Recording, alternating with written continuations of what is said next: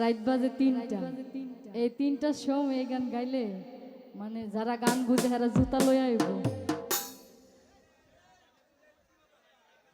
এখানে উপস্থিত আছেন তামিম ভাই শরীয়তপুর থেকে, ইউসুফ ভাই, আকরাম ভাই, সাব্বির ভাই।